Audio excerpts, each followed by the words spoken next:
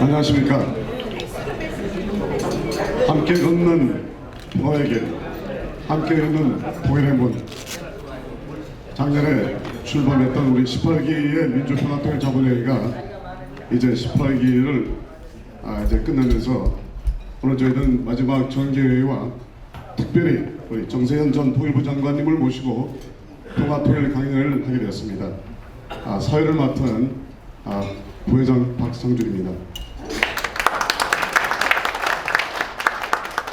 그 정도 박수 갖고는 제가 사회를 안 봅니다. 다시 한번 박수 부탁드립니다.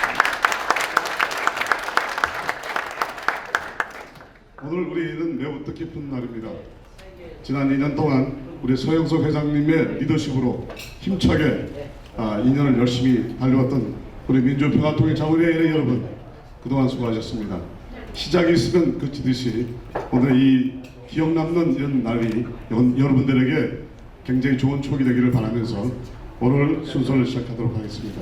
다 같이 기립해 주시기 바랍니다. 다음 순서는 민주평화통일자문회의 협의회장이신 서영석 회장님의 환영사가 되겠습니다. 여러분 뜨거운 박수 부탁드리겠습니다. 우리 위원님들 안녕하십니까? 몇 달 만인데도 오랜만에 만난 것 같은 그런 기분이 듭니다. 다들 건강한 모습으로 또 이렇게 오늘 만나 뵙게 돼서 정말 반갑습니다. 오늘은 특별히 한국에서도 모시기 힘든 정세현 장관님 모시고 남북관계 앞으로 북미 관계에 대해서 좋은 강연을 들으실 기회가 어렵게 마련이 됐습니다. 작년부터 저희들이 모시려고 했는데 기회가 안 됐습니다. 이번에 참 좋은 강연 들으시기 바랍니다. 여러분, 우리 어려운 걸음으로 오셨는데 박수로 크게 환영합시다.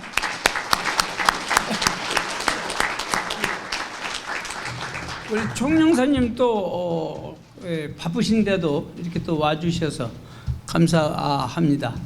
또 노라전 한윤 회장님, 또 박성수 우리 상공수 회장님, 우리 또 교협 우리 목사님, 제가 이름이 금방 용서하십시오. 우리 목사님 한기영 목사님 감사합니다. 이게 여기 서 있다 보면요 금방 그 순간에 잊어버려요. 예, 하여튼 또 여러 단체 장님들 많이 오셨는데 감사합니다. 오늘 강연 하여튼 뭐 마음껏 엔조이 하시고 또 궁금하신 거 있으시면 또 질문도 하셔서 좋은 대답도 들으시고 오늘 참 즐거운 시간 되시기 바랍니다. 제 임기 중에는 아마 오늘이 인도 행사로는 마지막일 것 같습니다. 좀 아쉬운 점도 있지만은 또 그래야지 또 차기 회장님이 또 빛을 발하니까 제가 이제 더 이상 인도는 안 하고 아마 8월 달에 8월 4일에 지금 계획으로는 아웃도어 액티비티를 우리가 게더링 한번 할 기회가 있을 것입니다. 8월 4일 계획하고 있는데 여러분들 시간 바쁘시더라도 꼭 참석해 주셨으면 감사하겠습니다. 또 특별히 제가 오늘 강연 후에 지금 한인타운에 큰 이슈로 있는 그 한국학교 문제, 거기에 대해서는 저희들이 단체의 한 단체로서 적극 참여하고 후원하기로 했습니다. 그래서 우리 박성수 상원수 회장님이 지금 거기 위원장을 맡으셔서 수고하시는데 어떤 저희들이 필요하다면 경비를 위해서 5,000불을 그 단체 앞으로 활동하시는데 지원하기로 했습니다. 그게 다 여러분들이 십시일반으로 회비 내신 그 돈입니다. 그러니까 여러분들 그렇게 해주시고 그 다음에 또 우리 로라전 한윤 회장님께서 엊그저께 그 일본에서 대한민국 그 수출 규제한다는 이슈에 대해서 기자회견 하셨습니까? 하여튼 언론 릴리스가 나왔던데 저희들에도 오늘 그 프로그램에 아마 삽입되어 있을 겁니다만은 저희 결의문 형식으로 적극 그 문제에 대해서 앞으로 저희들이 참여하고 할 역할이 있으면 적극하기로 해서 아마 이따 결의문 낭독하실 텐데 여러분 적극 박수로서 호응해 주시면 감사하겠습니다. 여러분 하여튼 오늘 즐거운 시간 되시고요.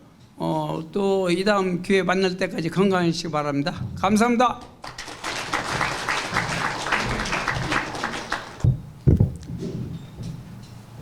예, 여러분 반갑습니다.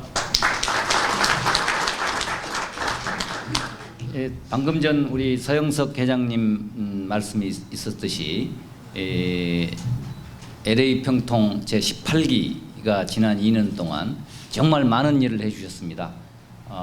지난해 3월 그 평창올림픽 평화 결의안을 필두로 그 미국 내에서 이제 그 한반도 평화 프로세스에 대한 많은 회의론적 시각이 있었는데 이러한 시각을 시정하기 위해서 많은 이렇게 노력들이 있었고 그 결과로서 지난달 우리 판문점에서 한미일 3자 회동이 있었다고 생각이 됩니다. 그래서 이를 계기로 그동안 또 이렇게 주춤했던 실무 협상이 또 이렇게 곧 재개될 예정으로 있고요. 오늘 특히 이 18기 병통의 마지막 행사로서 우리 정세현 장관님을 모시고 이렇게 통일 강연에 매우 뜻깊다고 생각됩니다. 오늘 이 자리에서 많은 의견들이 개진되고 또 한반도 평화 공존과 평화 통일을 위한 많은 의견을 나누고 또 이렇게 서울에도 건의하는 그런 자리가 됐으면 하는 바람입니다. 여러분 감사합니다. 맞은 한 회장님의 역시 족사 순수가 있도록 하겠습니다. 박수로 맞이하겠습니다.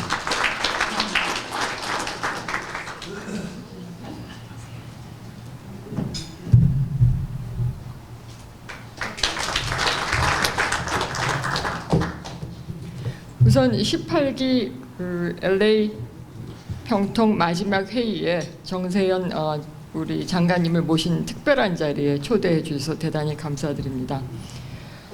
오늘 그 정세현 전 통일부 장관님 초청 조국 통일과 안보에 관한 통일 강연회 개최를 LA 동포 사회를 대표해서 진심으로 축하드립니다. 정 장관님은 29대 30대 통일부 장관을 역임하셨으며 민화협 대표 상임의장, 한반도 평화포럼 상임 대표 등을 역임하시며 한국의 통일 정책을 이끌어오신 통일 문제에 대한 최고의 전문가이십니다. 그래서 오늘의 강연에는 평화 통일이라는 민족적 수건을 이루기 위해서 재외동포로서 우리가 알고 해야 할 바를 배우는 큰 계기가 되리라고 생각을 합니다. 지난 평창 올림픽을 시작으로 이어진 남북 정상회담과 두 차례의 북미 정상회담을 보면서 우리 동포들은 당장 내일이라도 평화 통일이 이루어질 것 같은 큰 기대감과 희망을 가졌다가 또 답답한 상황을 직면했었고, 그리고 또 지난 6월 말에는 판문점에서 전격적으로 이루어진 남북미 3자 회동을 통해서 다시 한번 평화 통일이라는 것에 대한 커다란 꿈을 가지고 희망을 갖게 되었습니다. 한반도 평화는 한국과 북한의 문제이지만 사실 지금은 전 세계의 이목이 집중되는 문제로 대두되었습니다. 또한 여러분도 아시는 바와 같이 북한 문제에 관한 한 미국의 입장과 태도는 문제 자체를 좌지우지하고 있는 상황이라 우리 동포들의 역할이 정말 중요하다고 생각하고 있습니다. 저는 오늘 강연회를 통해서 우리 스스로가 평화 통일 문제에 정말 관심을 가지고 무엇이 한반도 평화 통일 프로세스를 가속화시키는 핵심 키인지를 배워서 재미동포로서 공공 외교 활동을 통하여 모든 분들이 스스로 한반도 평화의 매체가 되시기를 진심으로 바라고 있습니다. 끝으로 오늘 강연회를 준비해 주신 민주평통 LA 서영석 회장님과 특히 LA를 찾아주신 우리 정세현 전 장관님께 감사 인사를 드리면서 건강히 귀국하시기 바랍니다. 대단히 감사합니다. 감사장 김상동 귀하는 대한민국 민주평화통일 자문회의 LA협의회 문화예술 분과위원장으로서 동포사회의 화합과 발전에 기여한 공로가 크므로 이에 감사장을 드립니다. 2019년 7월 23일 주 로스앤젤레스 총영사관 총영사 김완중.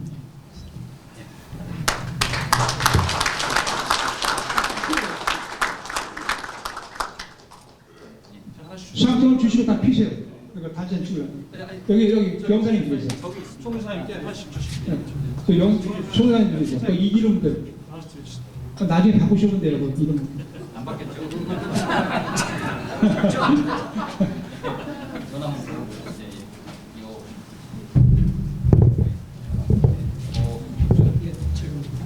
자, 이쪽 좀 보시고 회장님하고 회장님은 가운데로 오시고 회장님은 상 안 줬잖아요.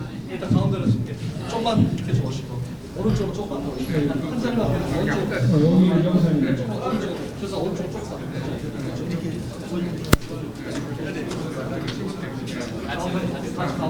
저 영사님 저도 좀 주세요.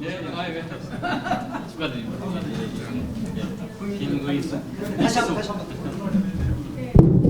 자, 전체 사진 찍겠습니다. 붙어야 할 것 같은데.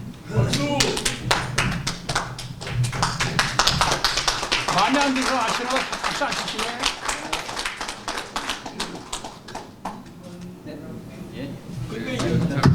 주고 고맙습니다. 다음은 오늘 순서 메인 순서 중에 하나인 평화통일 강연회를 들어가기 전에 오늘 아침에 공항을 나가는데 잠깐 저기 좀 주목 좀 해주십시오. 공항에 나가는데 비가 조금씩 내리더라고요. 웬만해서 LA에 비가 내리진 않는데 비의 상징은 반가운 손님이 오신다는 뜻이었던 것 같습니다.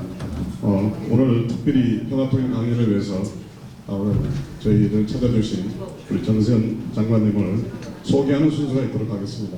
우리 장병호 프로그램 체어맨 장병호 부회장님께서 소개를 해드리겠습니다. 프로그램 체어맨을 맡고 있는 장병호입니다. 안녕하십니까? 항상 저희 남북 통일 이슈가 있을 때마다 항상 투철한 통일 철학과 또 가치관을 가지시고 여론을 형성해 주시고 인도해 주시는 정세현 장관님을 모시고 강연을 갖게 되었습니다. 오늘 이 귀한 강연을 통해서 우리의 통일의 비전을 갖는 귀한 시간이 되시길 바라겠습니다.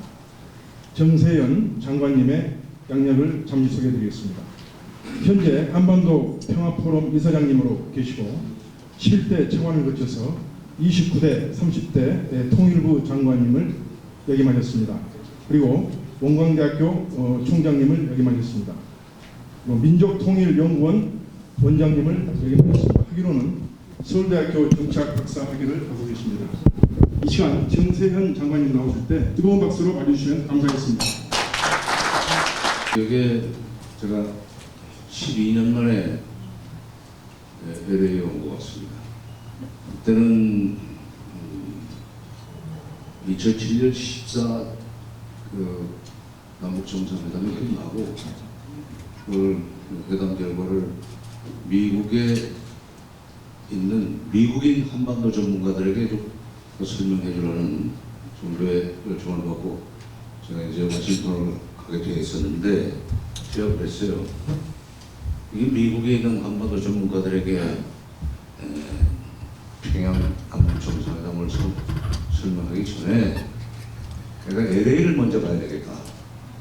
LA를 먼저 가서 제일 많이 우리 교민들이 사시는데 거기에 우리 교민들에게 보고를 먼저 하는 것이 순서 아니냐.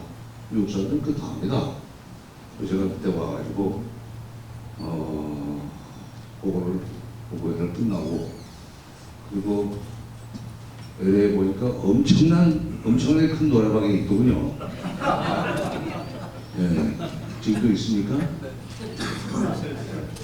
요즘은 제가 술을 안 먹으니까 한 잔 들어가야 뭐 야구 노래도 나오고 무슨 눈물적인 도망도 부를 수 있는데 이런 술만 안 먹으니까 그건 소용없고 엄청난 그런 기억이 있습니다. 그리고 3차로 가던 집에 있는데 오늘 지금 그런 옷을 입고 저기 와서 앉아 계십니다. 그 집 주위. 여기서 다시 보니까 뵙게 되니까 반갑네요. 오늘 저는 제목이 지금 북핵 문제 원인과 해법 그리고 교민사회 역할이라는 제목으로 강의를 드리게 되지만은 제가 북핵 문제와 관련돼서 오늘 상당히 불편한 진실을 제가 여기 풀어놓겠습니다. 아마 듣기 싫어하는 분도 계실 수 있습니다. 저는 77년에 통일원에 들어가서 아까 뭐 장관지라고 무슨 뭐 차관이라고 하는 얘기도 길게 설명하셨는데 사실은 저는 밑에서부터 쭉 계단 밟아서 쭉 올라갔던 사람으로서 어디 프로필에 보면은 통일부 출신으로서 처음으로 모든 코스를 다 밟아서 차원에서 장관을 한 사람으로 되어 있습니다.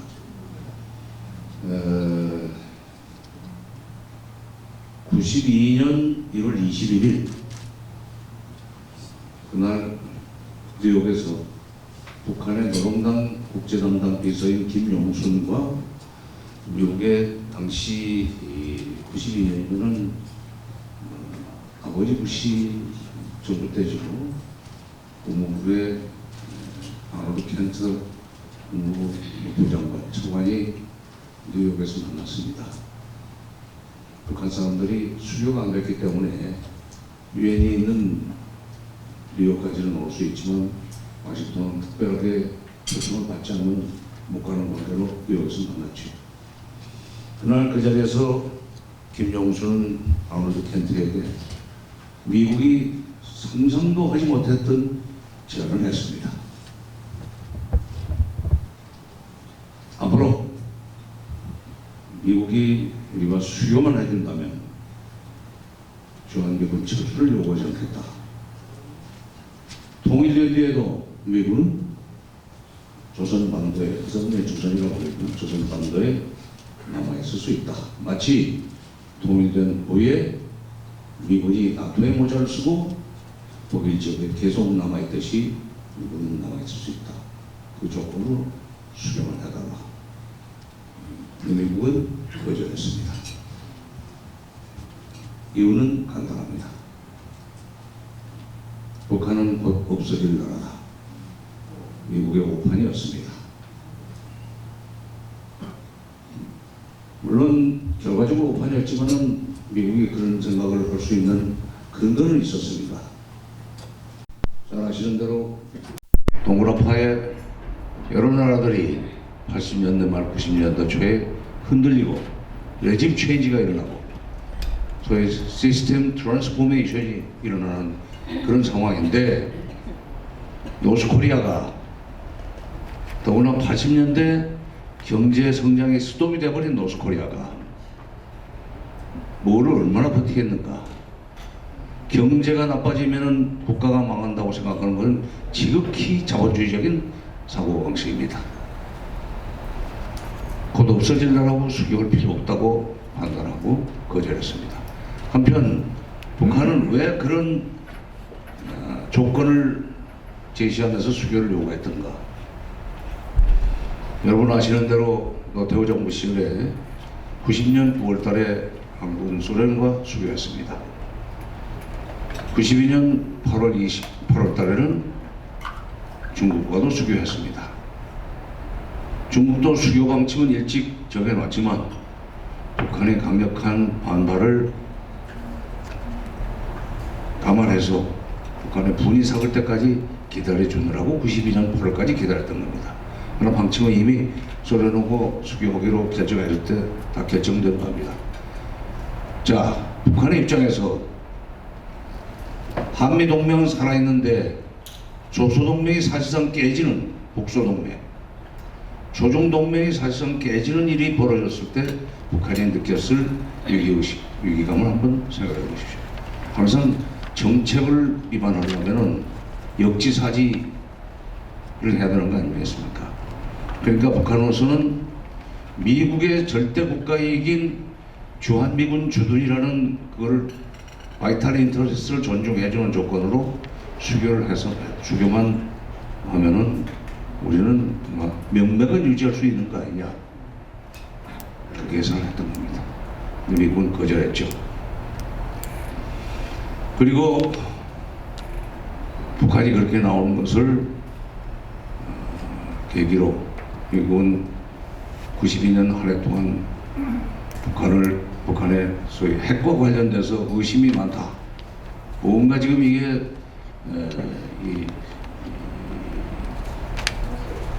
관련해서 특별한 사찰, 특별 사찰을 좀 할 필요가 있다고 해가지고 너무 샅샅이 뒤지는 그런 역할을 하려고 IAEA를 시켜서 국제원자력 기구죠. 인터내셔널 애토믹 에너지 에이전시라는 것이 유엔의 기구로서 비엔나에 본부를 두고 있습니다. IAEA를 시켜가지고 북한을 샅샅이 뒤지는 그런 작업을 추진했습니다. 물론 북한이 거절했죠. 저항하고 하지는 못했습니다. 그런 일을 당하면서 북한은 미국이 우리를 죽이려고 그러는구나. 트집을 잡아서 죽이려고 그러는구나. 트집을 잡아서 군사적으로 조치를 취하려고 그러는구나. 그렇게 생각하고 있는데 10월달 MCA 한미 국방장관 회의에서 92년 중단했던 팀 스피릿 훈련을 93년 3월부터는 다시 재개한다는 결정까지 해버립니다.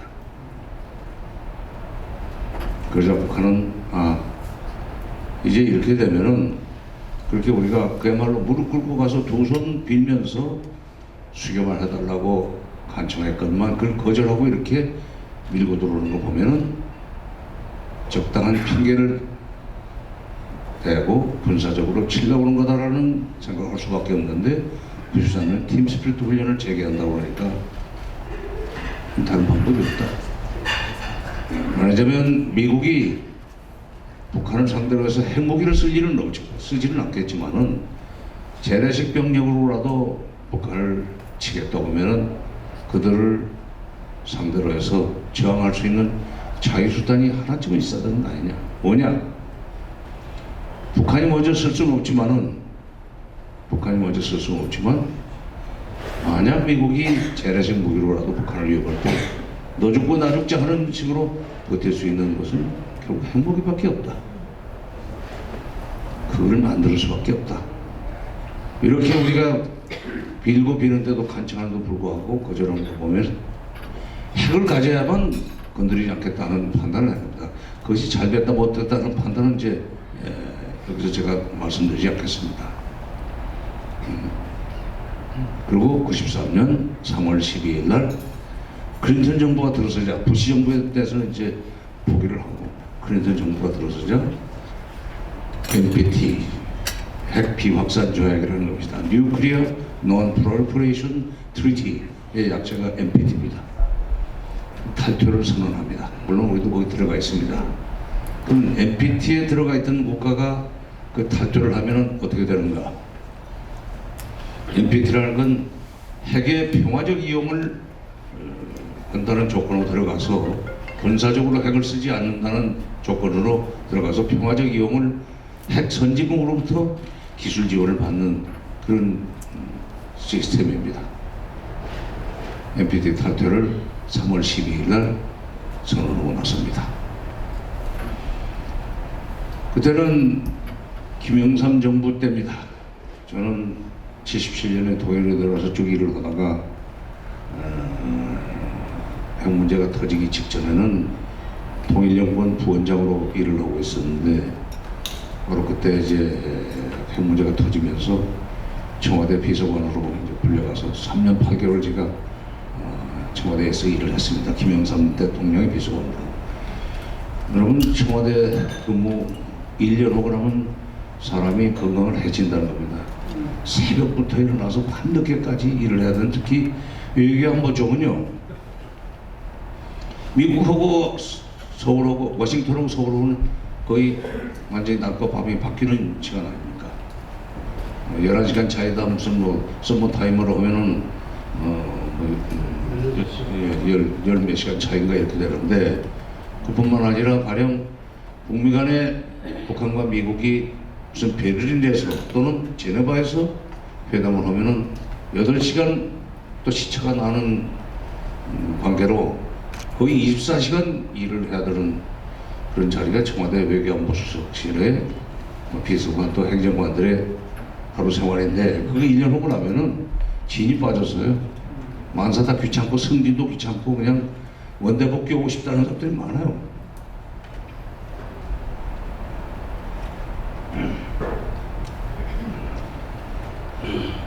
이제 청와대 비서관으로 들어갔기 때문에 제가 북한 문제가 왜 생겼는지를 지금 설명할 수 있게 된 겁니다. 제가 그냥 통일부에만 계속 있었으면은 이런 얘기를 지금 할 수 있는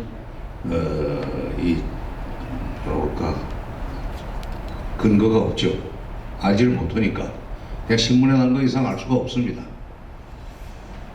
그래서 북한이 NPT 탈퇴를 딱 하고 나서니까 그래서 정부에서는 바로 북한을 베를린으로 불러냈습니다. 베를린은 이제 동서독은 통일이 90년에 되지 않았습니까? 89년에 베를린 장벽이 무너지고 90년에 통일이 되어버렸습니다. 선거 방식으로 결정됐죠. 베를린은 과거에 동독 시절에 북한과 수교를 하고 있었기 때문에 동베를린 지역에 대사관이 있었던 관계로 연락사무소 형식으로 남아 있었습니다. 근데 우리 모르게 했어요.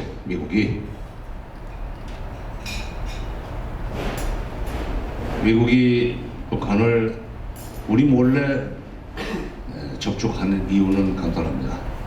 김영삼 대통령은 제가 모셨던 대통령이지만은 대북관이 좀 강경했습니다. 북한은 달래면 안 된대. 북한은 거칠게 달아야 된대. 압박을 해야 된다는 철학을 가지고 계신 분입니다. 김대중 대통령과는 완전히 다릅니다. 저는 뭐 박정희 대통령 시절에 정부에 들어가서 쭉 박정희 전두환 노태우 이렇게 거쳤기 때문에 오늘 특별히 무슨 정파적 소위 또는 이데올로기적 이해관계를 가지고 어느 정책이 옳다 나쁘다는 그런 식의 설명을 하는 사람은 아닙니다. 물론 이제 김대중 정부에서 차관을 했지만은 김영삼 대통령의 비서관을 3년 8개월이나 했던 사람을 그 정적의 비서관 출신을 차관으로 임명한 김대중 대통령의 속마음을 제가 알 수가 없었어요. 저는 일면식도 없었습니다. DJ하고 돌아가시기 전에 한번 여쭤보려고 했는데 그 물어볼 기회가 없이 돌아가셨어요. 어쨌건 못 만나게 하는 걸 뻔히 알기 때문에 우리한테 얘기도 않고 비밀리에 베를린에서 북미 협상이 시작이 됐습니다. 미국이 북한한테 그렇죠. 왜 핵을 개발하라고 하는가? 북한의 대답은 간단했습니다. 당신들한테 우리가 그야말로 주한미군 주둔을 전제로 해서 수교를 요청했는데 뭐 정권 바뀌었다고 그랬지만 거절하지 않는다. 그리고 군사훈련을 재개한다는 얘기는 우리를 트집 잡아서 치겠다는 얘기 아니야. 그럼 우리로서는 핵을 개발해서 말하자면 자유수단을 확보해야만 된다. 그럴 수밖에 없지 않느냐. 그러면 수교해주면은 핵은 그럼 포기하겠는가? 당연히 그렇게 한다. 미국이 우리를 수교라는 방식으로 정치 외교적으로 체제를 보장해주고 또 정전협정을 평화협정으로 바꿔주는 식으로 해서 군사적으로 체제를 보장해준다면 우리가 왜 핵을 가지려고 그러겠냐. 미국이 우리를 치지 않겠다, 인정해주겠다, 그것만 확실하다면 핵을 가질 하등의 이유가 없다는 식으로 얘기를 하니까 클린턴 정부 입장에서는 말이 된다. 그러면 그런 방향으로 앞으로 본격적인 회담을 하자 해가지고 3월 말에 이제 그런 비밀 협상을 시작을 했는데 6월 초에 드디어 우리는 핵 문제를 해결하기 위해서 북한의 핵 활동을 중단시키기 위해서 본격적인 회담을 제네바에서 개시하겠다라고 선언하고 제네바로 건너갑니다. 비유하지만은 뭐 에피소드지만은 처음에는 제네바에서 북미가 접촉하는 것을 말리라고 하는 것이 김영삼 대통령의 운명이었습니다. 당시 외교부 장관과 외교안보 수석은 미국에 그 얘기를 안 할 수도 없고 대통령의 명령이니까 지시니까. 그러나 미국은 듣지도 않고 미국 입장은 뭐예요? 영어 속담에 그런 게 있잖아요. A stitch saves the nine stitches. 뭐 그런 속담이 있죠. 그때 제가 고등학교 1학년 때 영어책에서 어디서 봤는데 그게 nine stitches였는지 ten stitches인지 조금 지금 헷갈립니다만은 필요할 때 한 바늘 꿰면 오면은 나중에 그 10바늘을 꿰매야 될 일을 뭐 막을 수 있다. 우리 속담은 호미로 막을 일을 가래로도 못 막는 어리석은 짓을 하지 말라는 그런 이제 속담이 있는데, 그런 취지로 초기에 이것을 막아야 된다는 것이 미국의 입장이었습니다. 협상으로 문제를 풀어야 된다. 그리고 미국의 그 북핵 정책은, 대북 정책은 협상으로 북한이 요구하는 걸 들어주고 핵을 갖지 않도록 하는 것이 핵과 관련돼서 세계 평화를 유지하는 길이다. 제네바로 이제 회담으로 갔습니다. 그때는 또 이 김영삼 대통령이 그 북한은 협상으로 달래면 안 되고 거칠게 다뤄야 된다고 하셨던 분이 북미 제네바 회담이 본격화되니까 왜 우리는 또 못 들어가느냐고 들어가라고 지시를 하는 바람에 굉장히 애를 먹었습니다. 안 넣어주죠. 북한은 북한대로, 미국은 미국대로. 아니 못하게 하든지 왜 들어오려고 그러냐 해서 그때 나온 말이 통미봉남입니다. 통미봉남이라는 말은 노태우 정부 시절에 총리를 지냈던 노재봉 교수가 통일부 칼럼에 썼던 이 용어입니다.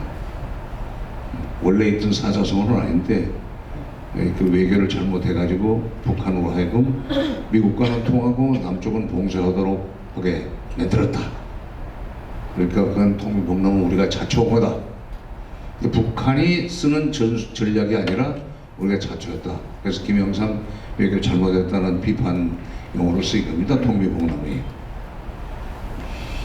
제네바에서 회담을 해가지고 이제 한 1년 이상, 1년 한 3, 4개월 회담 끝에 94년 10월 21일 날 제네바에서 드디어 북미 간에 합의가 이루어집니다.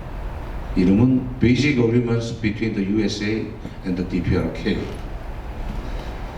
미국 제네바 기본 합의서라고 이름이 붙여져 있는데 내용은 이렇습니다. 1. 북한의 영변 핵활동 중단.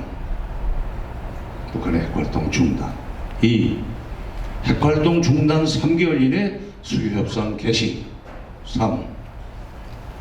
핵활동을 중단하는 데 대한 경제적 보상으로 영변 원자력 발전소 5,000kW 출력을 가지고 있는 영변 원자력 발전소보다 400배 출력을 가진 200만 kW 원자력 발전소를 북한이 희망하는 지점에 건설해 준다. 북한으로서는 그러면은 핵을 우리가 영원히 포기할 수 있다. 수교해 준다. 3개월 이내 수교협상 개시다. 그래서 3개월 내 수교가 아니라 3개월 후에 수교협상을 개시해 준다. 그보다도 더 경제적인 보상은 이 400배나 되는 원자력 발전소를 쳐준다고 그러니까 북한으로서는 그냥 not bad 정도가 아니죠. 그야말로 great이죠, great. 그리고 수교협상을 위해서 3개월 후에부터는 소위 피차, 미국은 평양에 들어가서 어디다 대사관을 설치할 것인지 또는 연락사무소 부지를 어디에 잡을 것인지 물색을 보러 다녔었고, 북한도 와싱턴에 들어와서 어디에다 수교 대사관을 또는 연락사무소를 설치할지 부지를, 장소를, 공간을 물색하고 댕기는 그 와중에 어느 날 참 이상한 사고가 일어납니다. 미국의 정찰기가 북한 영공에서 격추가 됐습니다. 쏜 것은 북한이죠. 들어간 것은 미국 비행기고, 그러면서 수교협상은 그날로 스톱이 됩니다. 더 긴 설명을 하지 않겠습니다. 팩트만 제가 얘기할게요.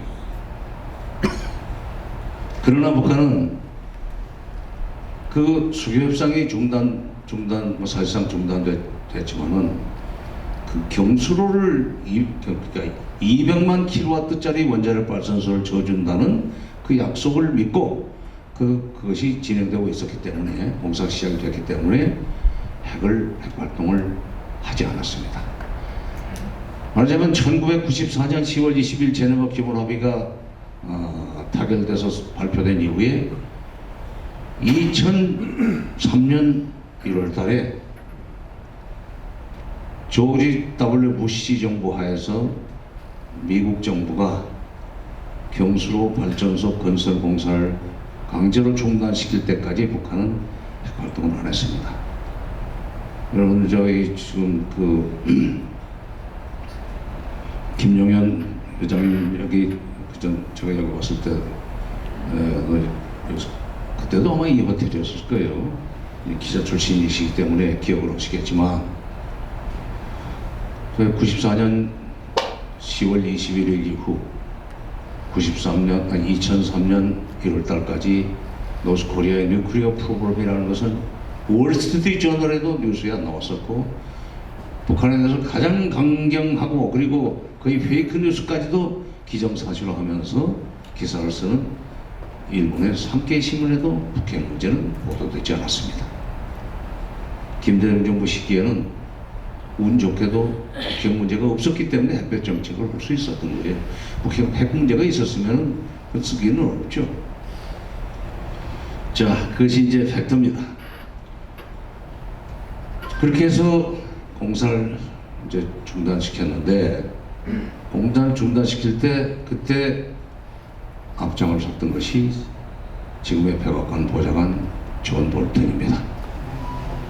그래서 제가 지난번에 그 사람은 한반도 문제와 관련해서 제가 현장 그때 이제 존 볼턴이 2001년부터 조지 W. 부시 정부 1기 그게 국무부 차관이었었거든요. 네오콘 중에 네오콘입니다. 국무부에 파견된 네오콘이요. 당시에 국무장관 1기 국무장관은 콜린 파월 전 합참장 출신이죠. 그 사람은 저기 중령 시절에 한국 근대에 있으면서 의정부에서 근무를 했었대요. 그래서 한국에 대해서 상당히 애정이 있고 국무장관 그만두기 전에는 서울에 와서 또 의정부까지 다녀가고 그랬습니다. 일종의 센치멘탈 전의를 했었죠. 근데 장관은 그때 힘이 없고 국방장관은 럼스펠트 그 다음에 국무부에는 네오콘의 대표인 네오콘 중에 네오콘인 존 볼턴.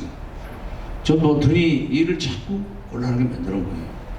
남북 정상회담의 남북 관계를 계속 견제하려고 그러고 노골적으로 막고 그러더니 결국은 북한이 클린턴 정부 시절에 한 약속은 지키는지 모르지만 영변의 핵 활동은 중단했는지 모르지만 그러나 별도의 장소에서 또 다른 핵무기 개발 프로그램인 고농축 우라늄 프로그램을 가동하는 의심이 든다. 의심이에요. 처음에는 2002년 7월 달에 왔습니다. 저는 2000년 1월 29일자로 이제 통일부장관 발령을 받아서 열심히 일을 하려고 그러는데 바로 제가 아침에 10시에 김대중 대통령으로부터 통일부장관 임명장을 받고 이제 한번 일 한번 해보자. 임기 1년 정도밖에 안 남았지만은 그래도 남북관계를 좀 정상회담 이후에 획기적으로 발전시켜보자 하는 그야말로 희망에 부풀어 있는데 아니 이게 그 이튿날 아침에 일어나 보니까 미국 시간 29일 오전에 의회에 가서 연설하면서 스테이트 오브 유니언이든가 그렇죠. 의회 연설 거기에서 도시 이란, 이라크, 노스코리아가 액세스 오브 이블이다라는 연설을 했습니다. 아침에 출근해서 뉴스를 보니까 미국 대통령이 노스코리아를 액세스 오브 이블로 규정을 해놨으니 이게 북한을 앞으로 본격적으로 이제 치고 들어가겠다는 얘기인데 그렇게 되면 미국이 그런 정책을 쓰면은 솔직히 작전 통제권을 미국한테 맡겨놓고 있는 대한민국 입장에서는 아무것도 할 수가 없습니다. 아무것도 할 수가 없습니다. 1950년 6월 25일 인민군이 밀고 내려오자 이승만 대통령 사흘 한강을 넘어서 이제 대구, 부산 쪽으로 내려가시고 인민군이 못 따라오게 한강 다리를 폭파하고 가시지 않았어요. 그것 때문에 못 모르고 그냥 피난길에 나섰던 사람들이 강으로 막 빠지고 이런 불상사가 있었지만, 그리고는 전쟁 난 지 20일도 안 된 7월 14일 날 한국군에 대한 작전 지휘권을 미군 사령관, 당시에는 메가드였었죠. 미군 사령관한테 넘겼습니다. 그게 지금까지 돌아오지 못하고 있는 한국군에 대한 작전 통제권입니다. 자, 미국이 그런 식으로 나오면은 아무것도 할 수 없는 처지이기 때문에 통일부 장관으로서 낙심천만할 수밖에 없었죠. 그러나 그로부터 20일 후에 한미 정상회담이 예정되어 있어가지고 서울에 부시 대통령이 왔습니다. 2002년 2월 22일 날, 2월 20일 2020날 도라산에서 이제 오전에 정상회담을 하고, 그 다음에 점심 먹고 그 도라산 전망대에 가면은 군전망대입니다. 그러면 북한 땅이 보입니다.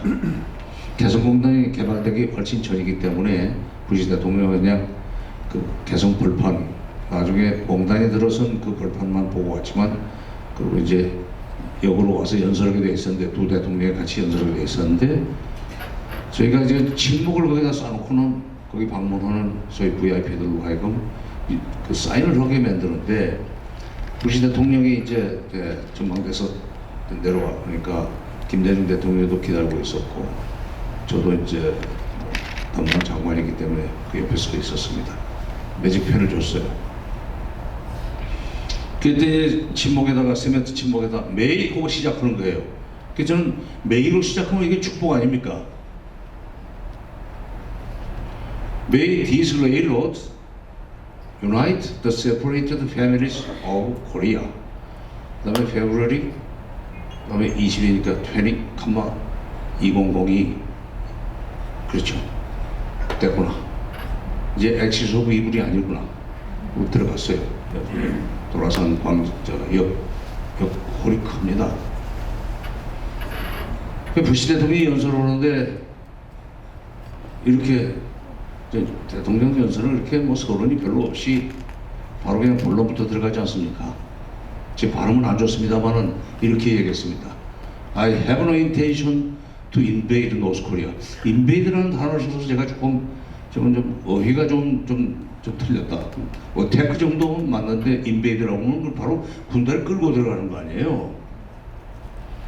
어쨌건 그러면은 첫 번째, 두 번째, 김대중 대통령이 나에게 로널드 레이건 대통령의 이 사례를 설명해줬다. 레이건 대통령이 소련을 악마의 제국이라고 지정을 해놓고도 그들이 악마의 제국이기 때문에 끝까지 항상 회담을 해야 된다는 말씀을 해주셨다. 레이건 대통령처럼 나도 북한이 악의 축이라는 걸 알지만 그들과 회담을 하겠다. 그러면 뭐 우리로서는 전쟁 위험성이 그만큼 줄어들기 때문에 대단한 거죠. 세 번째, 인도적 지원은 하겠다. 악의 축이지만. 그래서 이제 안도의 한숨을 쉬었는데, 그러고 난 뒤에도 대통령 그렇게 얘기하고 갔는데 7월 달에 존 볼턴이 서울에 와가지고 아까 말씀드린 대로 북한이 이상한 짓을 하고 있는데 너희들은 그것도 모르고 뭐가 좋다고 그렇게 정상회담 좀 했다고 말이야.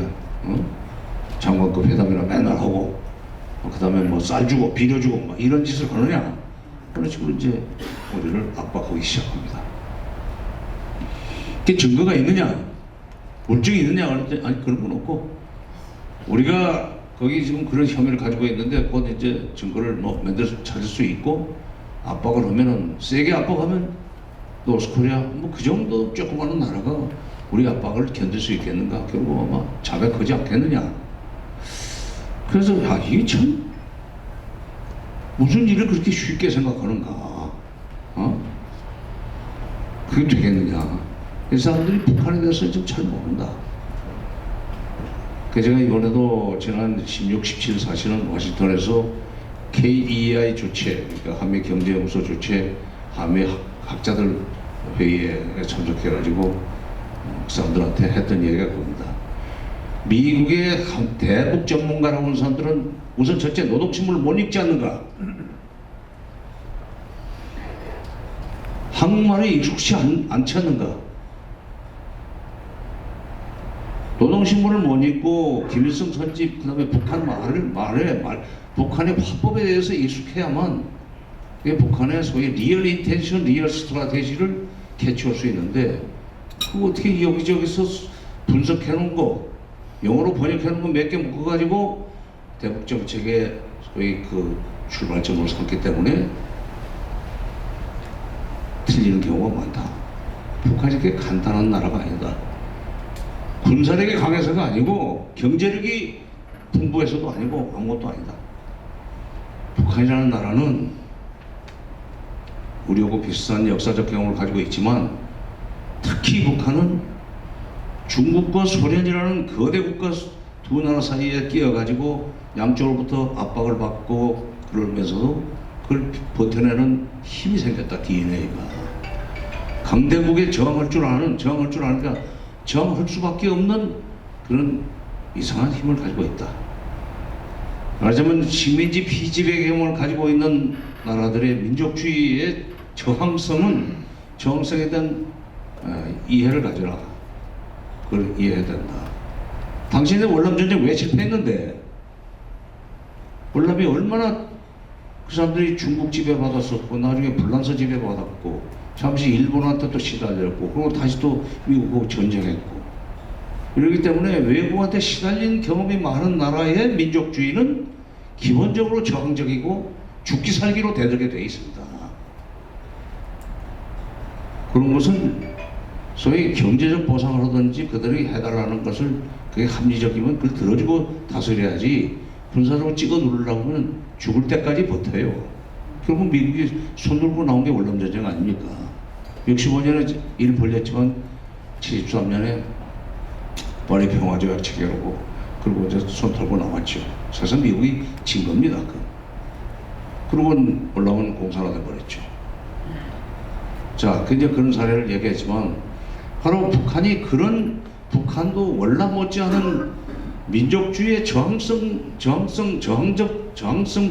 민족주의가 체질화되어 있는 사람들인데 당신네가 압박한다고 되는 게 아니다라는 식으로 얘기를 했는데도 귀등도 안 듣는 거예요. 미국이 사실은 소련이라는 나라가 있을 때는 미소 양대 대국이 있을 때는 소위 그 국제정치를 하는 데 있어서 좀 디플로마시라는 게 저는 있었다고 생각합니다. 디플로마시라는 게 상대와의 거래 아닙니까? 네고시에이션도 그렇고.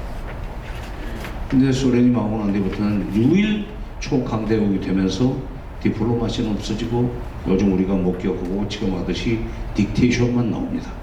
중국 보고도 해! 안 해? 그럼 다른 걸로 압박을 해. 북한에 대해서 특히 그게 심해요. 2,500억 밖에 안 된다. GDP 총액이 400억 달러밖에 안 된다. 400억 달러면 우리 1년 국방 예산 정도입니다.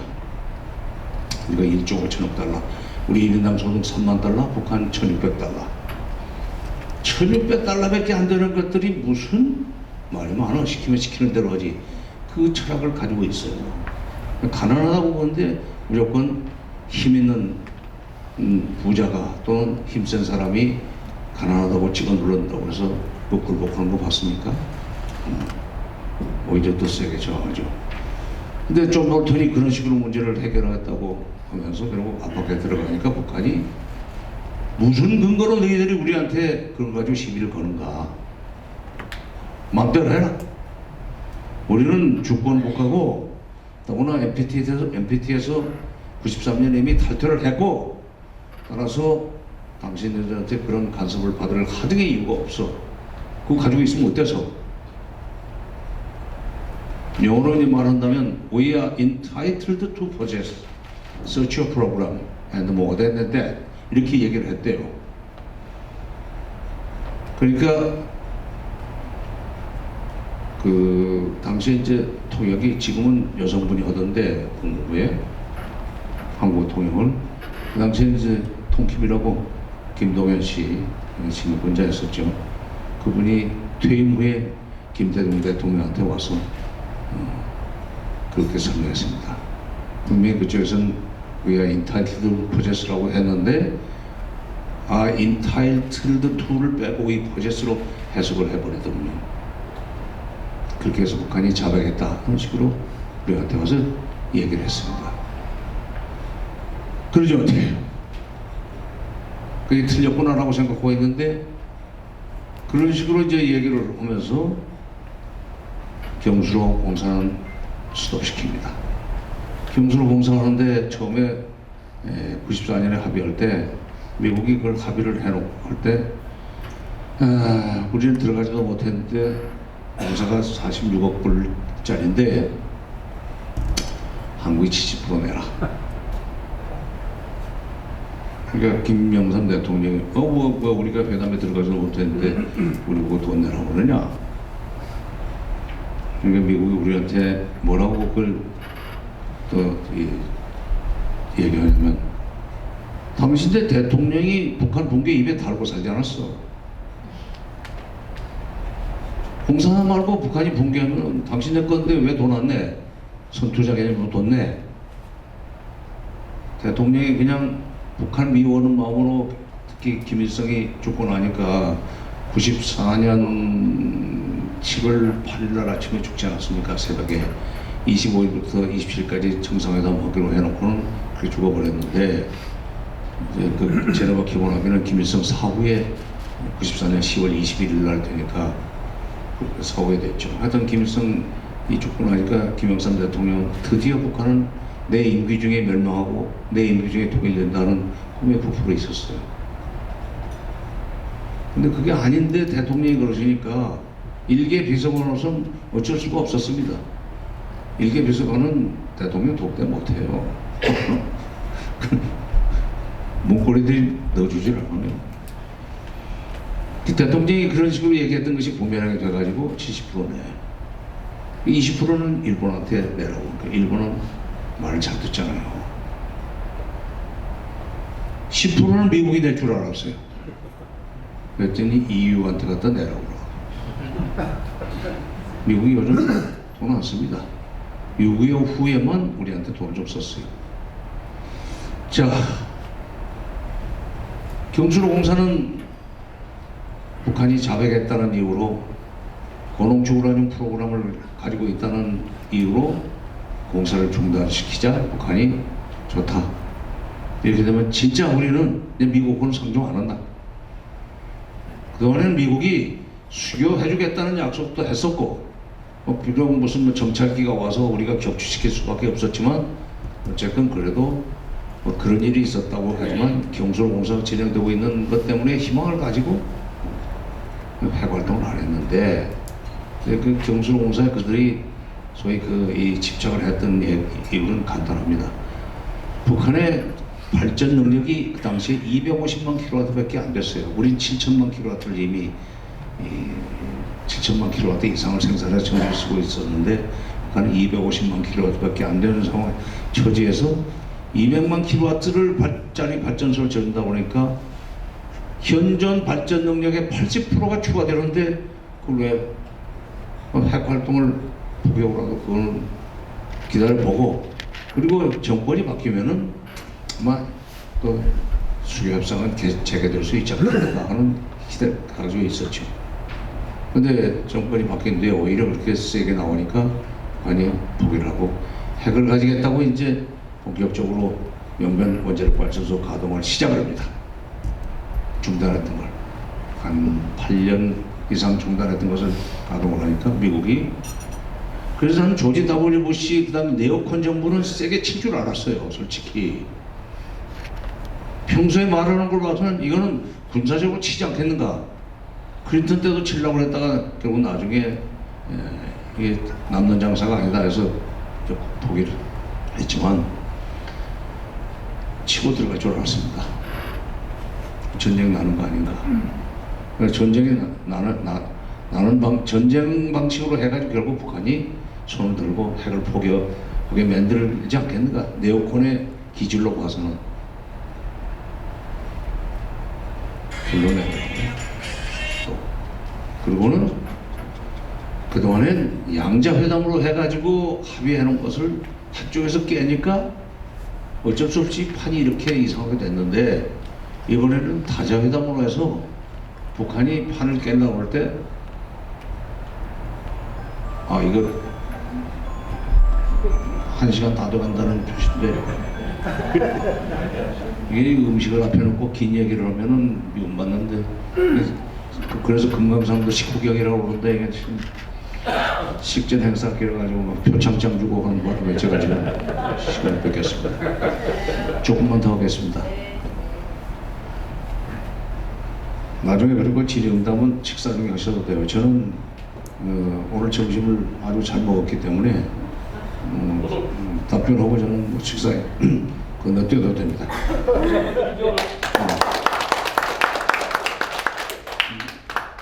그만하라는 박수는 아니죠.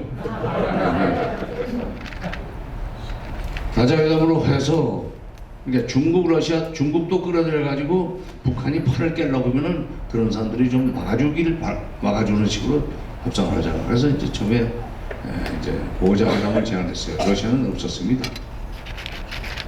근데 미국이 참, 그래서 미국한테 물어봤어요. 그 5자회담을 제안으로 그 당시에 동아태 차관보였던 제임스 켈리가 한국에 와서, 제가 이제 장관급 회담으로 평양을 가야 되는 그 직전에 왔습니다. 와가지고 평양에 가면은 5자회담을 제안해 주라. 우리가 공식적으로 제안해 내놨지만은, 공개적으로 제안해 놨지만은 한국 정부가 북한을 설득해서 그들이 5자회담이 나오도록 좀 얘기를 좀 해달라. 그래서 제가 제임스 켈리한테 그랬어요. 아니 5자로 되면은 북한이 당신의 말을, 미국 말을 들을 것 같은가 그랬더니, 아니 한국 혹은 일본은 어차피 우리 편이고 중국만 우리가 잘 보살마서 우리 편이 되도록 하면은 북한이 4대1로 협상을 해야 되기 때문에 꼼짝 못하고 우리 말을 듣지 않겠느냐. 참 편리할 때로 생각한다는 생각을 했어요. 그 이제 그래도 동아태 차관보가 직접 외무부 장관만 만나고 가지를 않고 일부러 통일부 장관실로 건너와서 그 얘기를 직접 이렇게 부탁을 하는데, 제가 제대로 전달해야 되지 않겠어요? 평양 가서 얘기를 했어요. 그랬더니 북한의 반응이, 중국을 어떻게 믿습니까? 왜 중국까지 끌어들입니까? 중국 요즘 중국 절대로 우리 편 아닙니다. 북한의 중국에 대한 그 의심은 굉장히 강합니다. 뛰어넘이라고 해요. 영토적 야유까지 있다고 해요. 2000년 6월 14일 날 김정일이 김대중 대통령한테 했던 얘기가 전 북한의 대중관을 아주 압축적으로 설명해 줍니다. 저도 여러분들은 욕심이 많습니다. 영토적 야욕도 저는 있다고 생각합니다. 그걸 막으려면은 우리 북과 남이, 그 사람도 꼭 북남이라고 그래요. 북과 남이 손을 잡고 저 바다 건너에 있는 미국을 좀 씁시다. 미국은 영토 야욕은 없을 거 아닙니까? 남쪽에 미국만 좀 남겨두는 조건으로 우리가 그들을 이용해서 중국을 견제합시다. 근데 DJ가 물어붙인 거예요. 이게 중국 외교의 전통적인 외교 수준 EJ죠. 오랑캐로서 오랑캐를 막고 자기들은 편히 산다. 그래서 이제 정상회담도 하려고 했지만, 바로 그 중국에 대한 의심이 그렇게 많은데, 지금 미국이 중국을 끌어들인다 그러니까 북한은 이상한 사람들이다.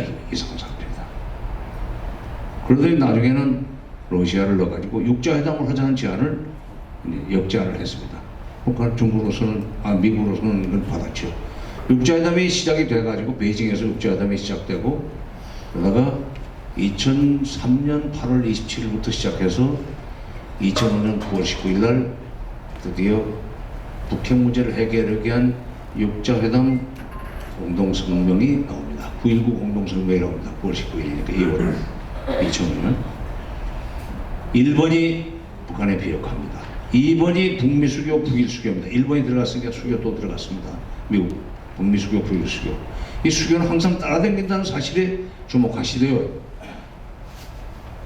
순서에 대해서도 주목을 하십시오.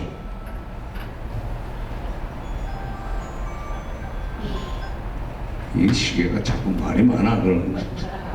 그러나 지금 이 북핵 문제 진실을 아셔야 되기 때문에, 특히 이제 LA는 제일 우리 경민들이 많이 사시고, 여기 솔직히 말해서 뭐 보수적인 생각을 가지고 계신 분도 계시고, 그렇기 때문에 이 그 북핵 문제에 대해서 정말로 오늘 제가 팩트 체크를 해드리는 식으로 설명드립니다. 이걸 듣고 나시면은 조금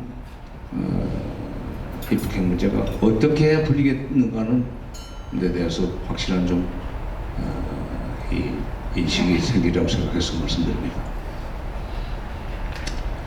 2번이 북미 수교, 북일 수교입니다. 3번이 경제 지원입니다. 북한을 지원한 5국이 북한에서 경제 지원을 해준다.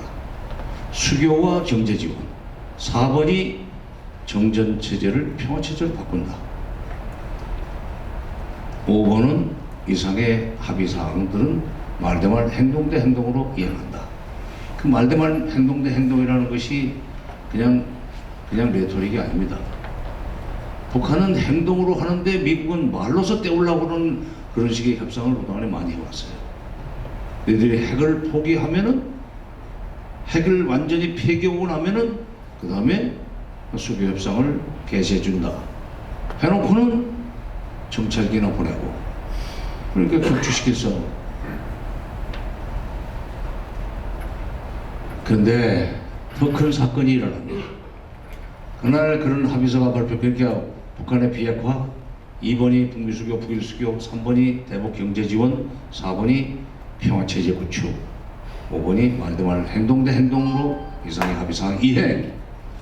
모든 언론 매체들이 이걸로써 북핵 문제는 이제 확실하게 해결되게 됐다. 북핵 문제 해결의 소위 그야말로 완벽한 로드맵이다 라고 칭송했습니다. 다음날 미 재무부가 충격적인 발표를 합니다. 미 재무부가 마카오에 있는 BDA라는 은행에, 방코델타 아시아라는 은행에 북한 돈 2,500만 달러가 예금되어 있는데, 그 돈을 가지고 무슨 김정일가 와인을 사다 먹는다, 무슨 뭐 보석을 사다가 뭐죠? 기쁨조? 기쁨조한테 선물한다. 근데 그 돈은 원래 위조지표를 그려가지고 돈 세탁을 해서 저금해놓고 쓴다. 만약 BDA가 그 돈을 북한한테 내주면은 BDA는 앞으로 미국과 거래 못한다. 요즘 세컨달에 보일 것입니다. 그러니까 북한은, 아니 9.19 공동성명의 잉크도 마르기도 전에 미 재무부가 이런 짓을 한다는 얘기는, 국무부고 백악관은 뭐 하는 데냐? 미국엔 정부가 2개냐 1개냐? 미국이 약속이 지금 이걸로써 그냥 북한한테 완전히 빨간 딱지를 붙인 거니까, 9.19 공동성명 이거 결국 없던 걸로 할 수밖에 없다 하면서 본격적으로 핵을 개발하겠다고 하면서 그 다음부터 다시 핵활동을 시작했다. 발전소 가동을 시작했고, 연료봉 꺼냈고, 수조에 넣어서 식혔고, 다시 그걸 화학 처리해서 플루토늄을 몇 킬로그램을 만들었고, 곧 핵폭탄을 만들 것이다. 그러더니 2006년으로 넘어갑니다. 2005년 9월 달에 그 사건이 나고 난 뒤에 7월 4일 날 드디어 한 4,000km 나오는 미사일을 쏘아버립니다. 그리고 그 성공했다고 발표한 날, 앞으로 10월 3일과 10일 사이에 드디어 핵실험을 우리는 결행할 것이다. 그리고 10월 9일 날 1차 핵실험을 합니다. 그러니까 북한이 미사일의 사거리를 늘리게 만들고, 미사일이라는 것은 핵폭탄을 실어 나눌 수 있는 투발 수단이기 때문에 그 거리가 4,000km면 괌도까지는 가는 겁니다. 그러나 10,000km가 되면은 그 칼리포니아 넘어서 이 사막지대까지 이제 들어가요. 지난번에 제가 샌프란시스코 갈 일이 있어가지고 비행기 안에서 계속 거리를 보니까 인천에서 샌프란시스코까지 9,300km더군요. 이렇게 비행기 똑바로 가는 거의. 이게 워싱턴 또는 뉴욕까지 가려면 12,000~13,000km가 나와야 됩니다. 4,000km까지 가다는 얘기는 괌을 때릴 수 있다는 얘기이기 때문에 미국으로서 상당히 위협적인 건데, 그런데 이제 핵실험은 7월 4일 생각해 보세요. 독립기념일입니다. 또 그런 날만 택해요.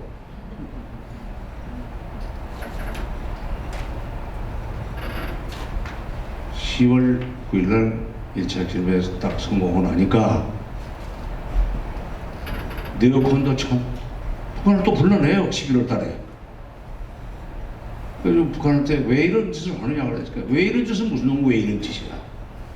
9.19 공동성명을 우리는 감쪽같이 믿고 진짜 핵활동을 중단하고 수교를 기대하고 있었건만 그 다음날 BDA 사건을 일으켜버리니 당신들 어떻게 믿어? 그럼 어떻게 하면 되냐? 9.19 공동성명을 그건 원칙에만 합의한 거니까 액션 플랜만 만들어줘. 언제까지 이걸 한다? 그래서 이제 협상을 시작해가지고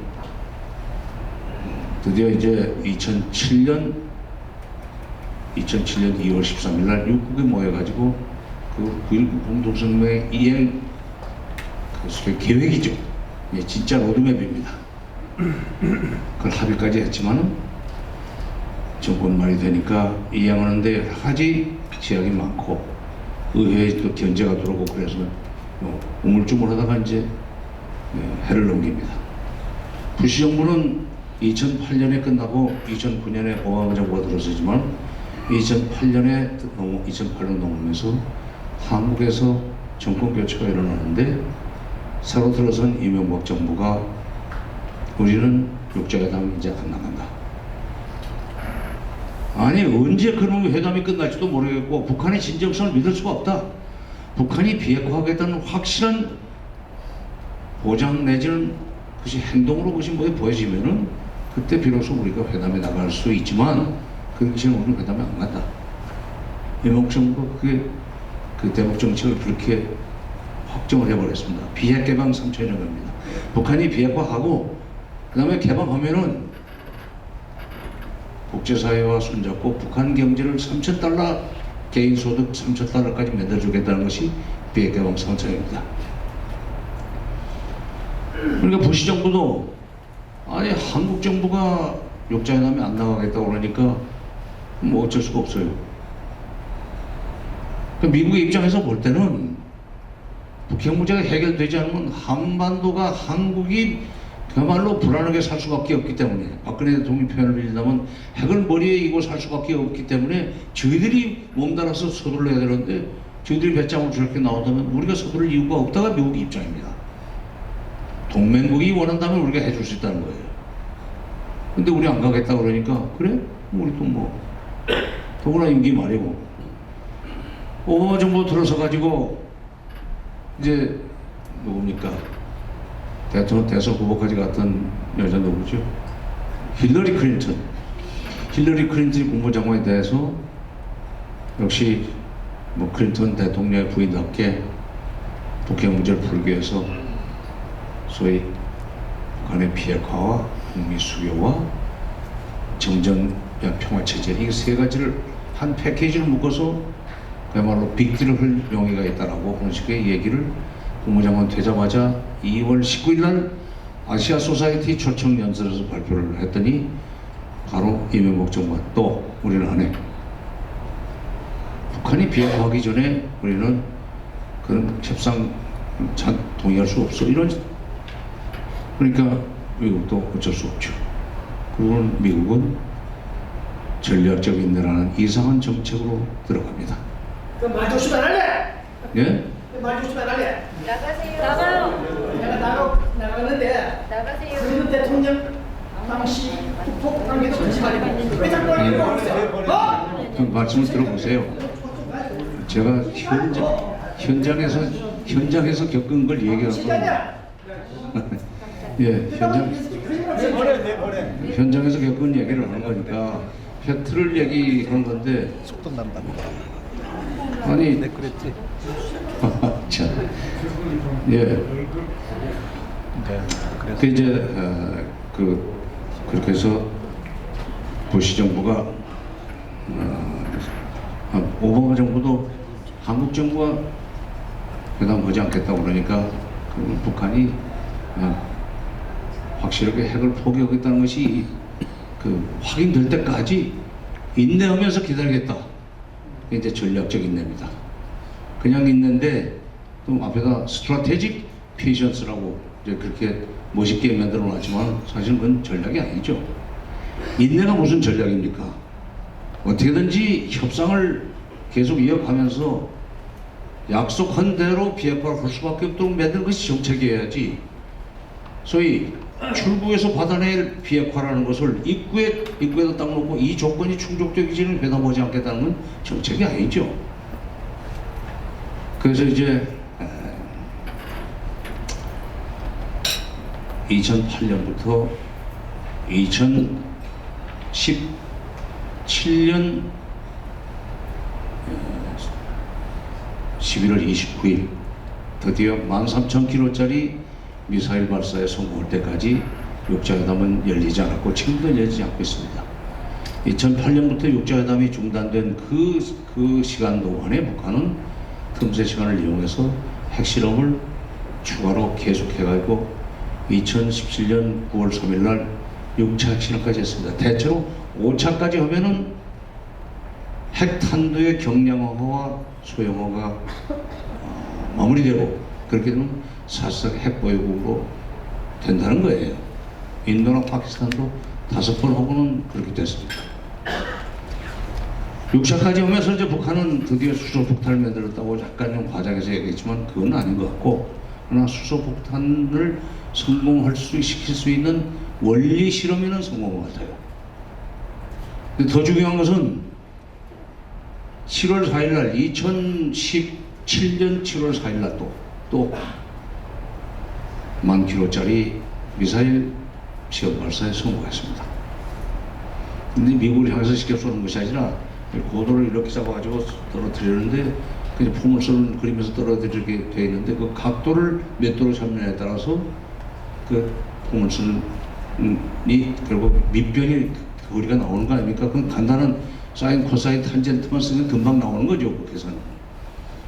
그렇게 해서 10,000km가 남았을 때 미국에서 했다는 얘기가 참 놀랍습니다. 안 해지 마십시오. 미국이 북한에 대해서 북한이 아니라 미국 이외의 국가의 능력에 대해서 인정을 안 하려고 그래요. 글쎄 10,000km? 뭐 조금은 위험하긴 한데 그러나 북한의 기술 능력을 봐서 그들이 미사일 개발하기 시작한 시간이 경과한 경과한 시간과 그들의 기술 발전 속도로 봐서는 이제 후반부에 가서 1,000km, 2,000km 늘어나는 게 오히려 더 어려운데 이쪽에 한계 뭐 발전이랄까 한계 병이라는 게 있지 않습니까? 오히려 마지막 칸에는 좀 더 어렵다. 그래서 2,000km, 3,000km를 추가로 더 늘리는 데는 최소 2년 내지 3년이 걸릴 것이다.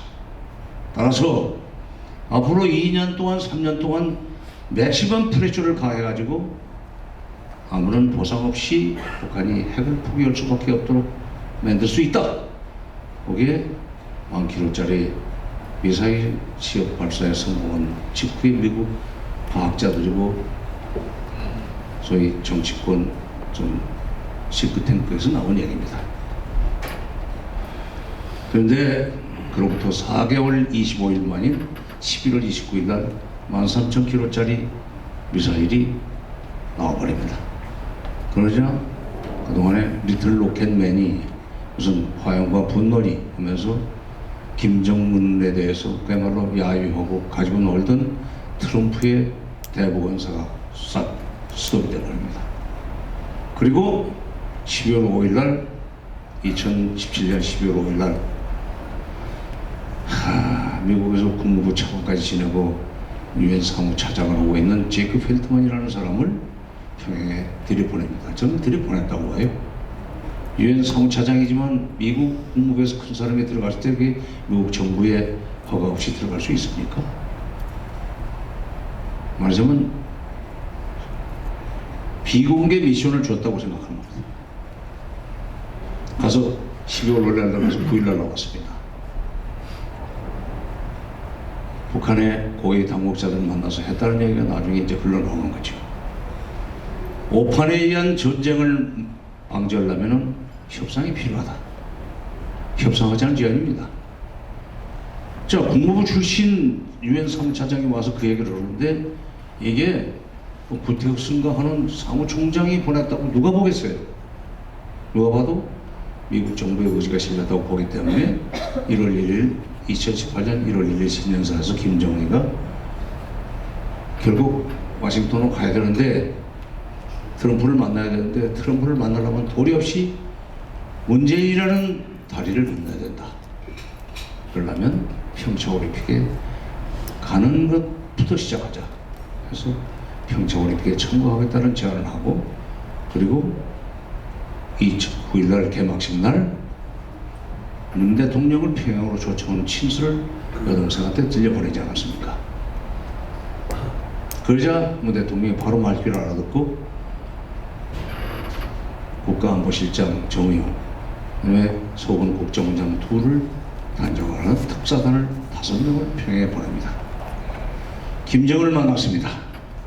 김정은한테 들은 얘기를 문 대통령한테 보고하고 우리 언론은 공개하지 않은 채 바로 3월 미국 시간 3월 8일 날 백악관에 들어가서 트럼프 대통령한테 그 김정은 메시지를 전달하니까 그 얘기를 듣고 45분 만에 트럼프 대통령이 오케이 내가 김정은 만난다 라고 하니까 배석했던 참모들이 당시에 안보보좌관 맥마스터, 그 다음에 국방장관 매티스, 그 다음에 또 국무장관 틸러슨 등등 이런 사람들이 아니 그런 중요한 문제를 어떻게 당신 혼자 결정하느냐, 좀 우리 좀 신중히 검토 좀 하고 결정해도 늦지 않은데 그렇게 그야말로 경솔이라는 단어는 안 썼겠지만 그런 일을 혼자 그렇게 결정하면 되느냐 하는 식으로 말하자면 견제를 가하니까 이러더란 겁니다. 그건 제가 그 사람들한테 직접 들은 얘기입니다. 예.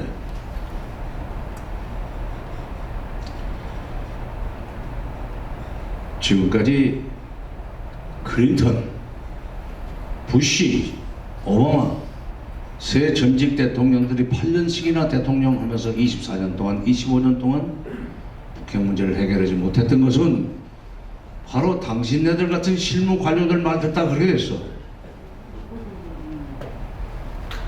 그야말로 그 실무적으로 접근할 것이 아니라 정치적으로 판단을 내려서 북한이 요구하는 것이 일리가 있으면 들어주는 조건으로 들어주는 식으로 해서 문제를 해결해야 되는데 그걸 항상 북한의 선행동만 요구하는 그런 실무 관료들의 이 매너리즘 때문에 북핵 문제가 결국 지금 이렇게 악화됐다. 나는 내 방식으로 풀 거야. 내 방식이라는 게 톱다운입니다. 그동안의 2번의 북핵 협상은 전부 다 차관급급 회담이었습니다. 그러더니 아니나 다를까 그리고 이제 뭐 여러 가지 우여곡절이 있었지만 4월 27일 날 남북 정상회담을 하고 난 뒤에 6월 12일 날 정상회담을 하지 않았습니까? 작년에 그 6월 12일 날 싱가포르에서 합의한 북미 정상회담의 공동선언 순서에 주목하십시오. 1번 새로운 북미 관계 수립입니다. 북미 수교입니다. 그동안에 쭉 2번으로 나왔던 북미 수교가 1번으로 나온 겁니다. 그동안에 4번에 가서 자리 잡고 있던 저희 평화체제가 2번으로 올라옵니다.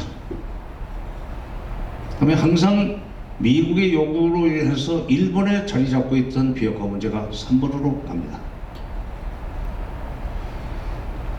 이 순서가 무슨 의미가 있냐? 북한이 김일성 때부터 김정일을 거쳐서 김정은까지도 미국이 정치 외교적으로 노스코리아의 우리의 체제를 인정해주고 체제를 보장해준다면, 안전을 보장해준다면, 그리고 군사적으로 치지 않겠다는 약속을 한다면, 그 보장만 한다면 우리는 핵을 포기하겠다. 그 조건이 충족되면 우리는 핵을 얼마든지 포기할 수 있다. 그 얘기의 예고편을 4월 27일 날 도보다리 대화에서 김정은이가 문 대통령한테 합니다. 언론에 나왔기 때문에 여러분 기억하실 거예요. 미국이 종전하고 불같이만 우리에게 약속해주면 우리가 왜 핵을 가지고 경제적으로 어렵게 살겠습니까? 우리도 이제 핵을 내려놓고 경제적으로 좀 잘 살고 싶습니다. 근데 그냥 내놓으면 미국이 그냥 아무런 소위 확실한 보장 없이 핵만 내려놓으면 미국이 언제 우리를 칠지 모르기 때문에 우리는 먼저 그것부터 보장을 좀 받아야 되겠습니다. 그리고 이제 우리가 경제적으로 발전한다면 중국식보다는 베트남식으로 좀 보고 싶습니다. 도바디 대화는 해석자 없이 한 대화지만은 따라서 뭐 녹음할 수도 없지만은 솔직히 말해서 미국의 기술로 봐서는 더구나 그건 미군이 JSA는 조인트 세큐리티 판문점 거기는 미군 관할 구역이기 때문에 미국의 고성능 과학 장비로 그거 다 녹음했을 겁니다. 속일 수가 없어요. 바로 그 얘기가 바로 그러니까 미국이 북한의 체제를 인정해주고 그 다음에 군사적으로 치지 않겠다는 약속만 해준다면 핵을 내려놓겠다는 그 도보다리에서의 김정은의 문재인 대통령과의 대화에서 나오는 일종의 약속 비슷한 건데 그것이 6월 12일 날 싱가포르에서 북미 정상회담의 합의문으로 나옵니다. 새로운 북미 관계 수립. 그러니까 미국이 정치 외교적으로 북한 체제를 인정한다. 존중한다. 그다음에 한반도의 평화 체제 구축, 군사적으로 북한 치지 않겠다. 3번 비핵화. 미군 유해 송환은 그거는 그냥 바로 선봉입니다. 해법은 바로 그겁니다. 외교. 원인은 제가 길게 설명했지만 결국 해법은 북한이 그동안에 김일성 때부터 김정일 때를 거쳐서 그 손자대인 김정은까지도 수교와 평화체제, 평화협정만 해주면 핵은 가질 필요가 없다.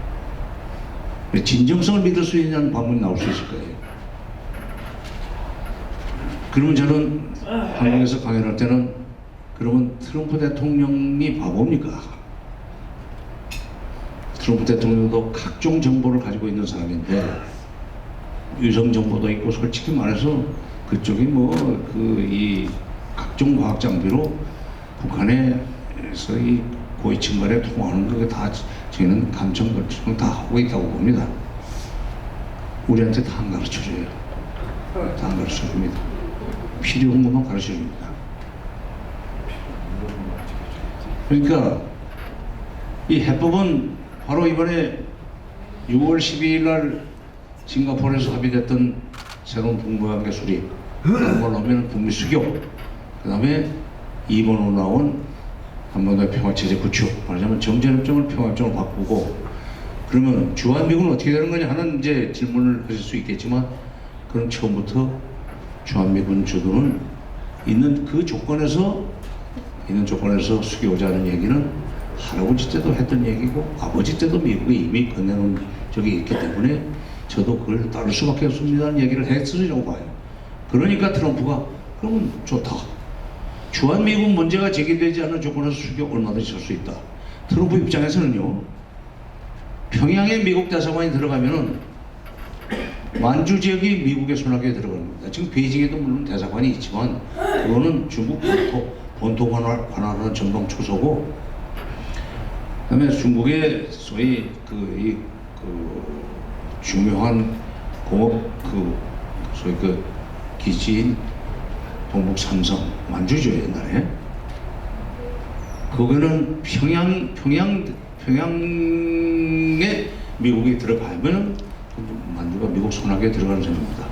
그렇게 되면은 지금 현재 남한에 도쿄하고 서울에 지금 미국 대사관이 있기 때문에 그나마 동북아에서 미국의 헤게모니가 상당히 강력하게 유지가 됐었는데, 평양까지 들어가게 되면은 미국의 동북아에 대한 저항력은 훨씬 더 커집니다. 트럼프는 그 계산을 하고 있을 거예요. 그러니까 진정성의 문제는, 그러니까 상대방의 진정성을 확인하고 회담을 시작하려고 하면 끝이 없습니다. 일단 의심을 하지만은 하나씩 신뢰를 쌓아가면서 진정성을 확인하고 그 다음 단계로 넘어가고, 합의한 것은 약속으로 이행하도록 압력도 가하고 설득도 해서 최종 목적을 달성하는 것이 협상인데, 그러니까 김정은이 뭐 북핵을 포기할 가능성이 없는데 뭐로 회담을 해야 하는 얘기 같은 것은 협상의 ABC를 모르는 경우에 없습니다. 저도 북한이 진정성이 있기 때문에 회담했던 건 아닙니다. 북한도 우리의 진정성을 믿어서 회담에 나오는 건 아닙니다. 그러나 하나씩 얘기를 해보니까 역시 말하는 대로 이해가 되더라. 개성공단 같은 것도요. 개성공단 내놓을 때 에피소드 하나 얘기할게요. 개성공단 내놓으려고 할 때, 현대 내놓으려고 할 때 북한 군부가 처음에 김정일한테 조금 반대했다는 겁니다. 아니 거기가 어디인데, 거기가 우리가 6.25 때 남침이라는 말을 하지만 내 남쪽으로 내려갈 때 일본 루트고, 그 다음에 또 나중에 미군이 우리한테 밀고 올라올 때 그 일본 루트인데, 북진 일본 루트인데 그 중요한 군사지역을 어떻게 남조선 기업한테 내줍니까? 그들이 들어와서 무슨 장난을 칠 줄 알고 거기다 그걸, 그리고 거기에 남쪽을 향해서 지금 오산이다, 용산이다, 한 방에 때릴 수 있는 장사전포, 방사포가 지금 수백 문을 거기다 깔아놓고 있는데 그걸 공단을 내주면 어떻게 하려고 지금 그러십니까, 장관님? 그러니까 김정은이 한 방에 눌러버렸어. 그럼 개성은 누가 먹여 살릴 건가? 군이 먹여 살리라. 그러니까 알겠습니다. 하고 내놓습니다. 2004년 1월로 신동아에 보면은, 여러분 뭐 여기 그런 자료실이 있는지 모르지만, 아니 뭐 UCLA 같은 데 가서 자료실 가면은 한국 책들, 잡지들 있겠죠. 아니 인터넷에 들어가셔도 돼요. 신동아 치셔가지고 2004년 1월로 신동아 보면은 개성공단 개발로 휴전선 사실상 북상, 그 내용은 이렇습니다. 지금 개성공단 자리에 64단, 64사단, 65 포병여단이 배치되어 있었다. 25,000명 정도가 거기에 부진해 있었는데 개성공단 때문에 15km 이상 북상을 해서 개성시 북쪽인 송악산 뒤쪽으로 올라갔다. 금강산에서도 똑같은 효과가 일어났다. 사실상 북한군이 15km 북상했다는 얘기는, 전진 배치됐던 부대가 물러났다는 얘기는 그만큼 우리가 안전하게 살 수 있는 소위 남침 예보 시간이 길어지는 거죠. 그런 효과가 나는데, 바로 이 해법도 남북관계뿐만 아니라 북핵 문제도 이게 수교를 해주고 평화체제 만들어주면 북한이 핵을 포기하겠다는 그 진정성을 믿고 지금 트럼프는 회담한다고 봅니다. 그럼 왜 이게 진전이 안 되는가? 초기에는 실무관료들 말 무시하고 자기가 톱다운 방식으로 밀어붙여가지고 6.12 합의를 만들었는데, 이걸 이행하는 소위 액션 플랜은 그것까지 대통령이 잡 수는 없잖아요. 그래서 폼페이오와 장관들한테 맡기면 그 다음부터는 과거 25년 동안 계속 미국의 실무 관료들이 DNA처럼 갖춰놓고 있던 소위 선 비핵화 요구, 이것 때문에 지금 속도가 못 나오고 있습니다.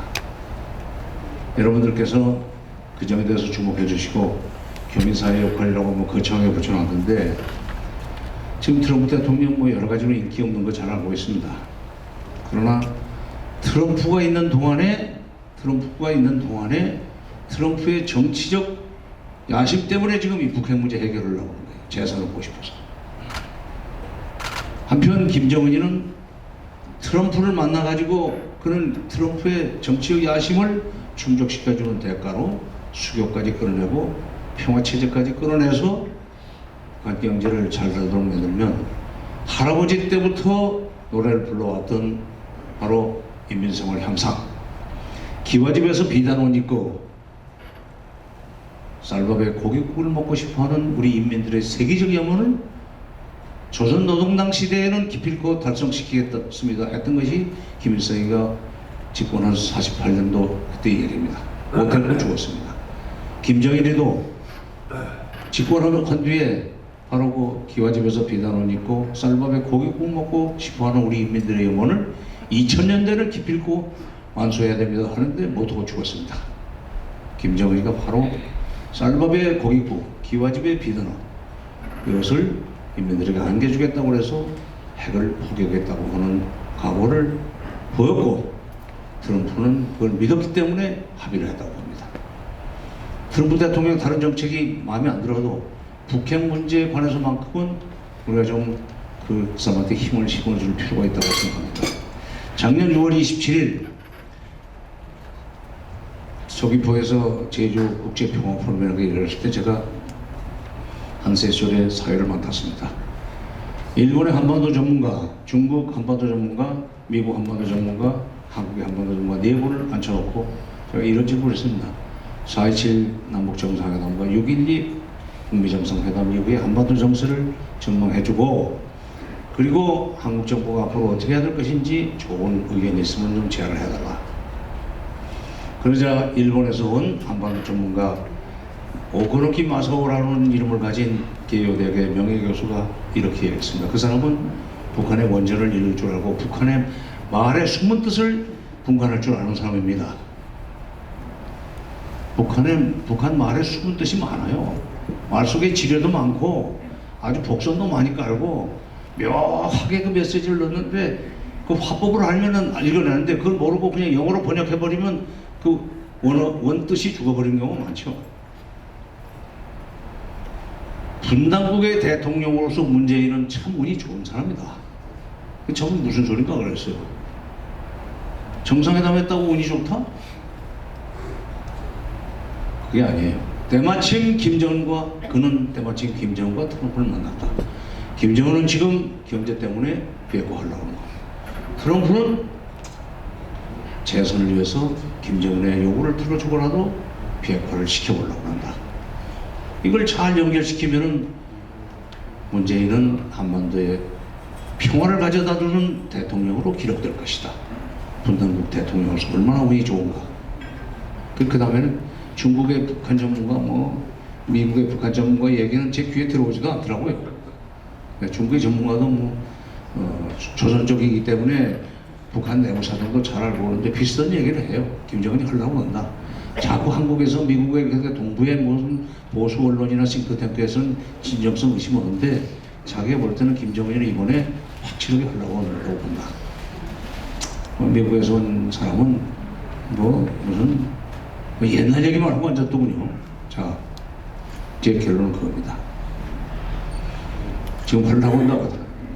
김정은의 정치적 욕심이 있고 트럼프의 정치적 욕심이 있는데 욕심이지만은 정치인들의 욕심을 그렇게 잘 활용해서 비핵화 프로세스가 시작되도록 하면은 우리는 핵 걱정 없이 핵이 없어지면 북한의 핵이 없어지고 미사일이 없어지면 그러면은 전쟁 공포는 없어지는 거고 우리는 평화롭게 살 수 있는 거 아닙니까? 그런 점에서는 제가 이게 외국 사람이 와서 사전 선거 운동했다고 또 선거 관련해서 벌 주지는 않을 거고 제발 트럼프 대통령이 북핵 문제에 관해서는 좀 속도를 낼 수 있도록 실무 관료들의 발목 잡기를 뿌리칠 수 있도록 힘을 좀 실어주시기 바랍니다. 여러분들 유권자들은 연방의회 상원이나 상원들을 좀 보셨습니다.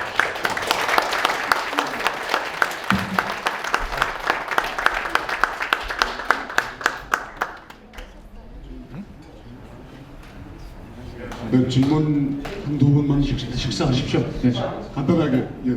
아니 저는 조금 이따 하면 되니까 식사하십시오. 말씀하십시오. 예. 네.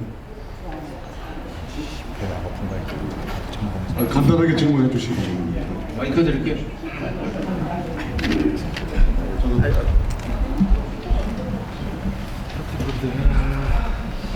장관님 지금 말씀하신 것들을 보니까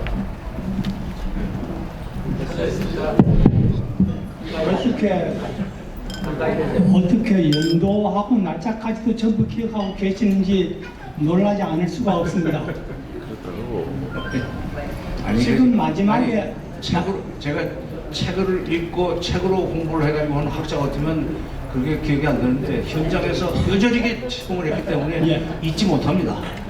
전부 말씀하시는 것 중에서 저도 많이 이해를 하고 있습니다만 가장 나중에 말씀하시는 거 트럼프 대통령의 정치적 야심 때문에 다시 말해서 재선을 위해서 최선을 다해서 북핵의 비핵화에 주력하고 있다고 말씀하셨는데 이게 지금 보면은 우리 6월 29일, 6월 30일 이틀간에 걸쳐가지고 트럼프 판문점에서 미팅도 가졌었고요.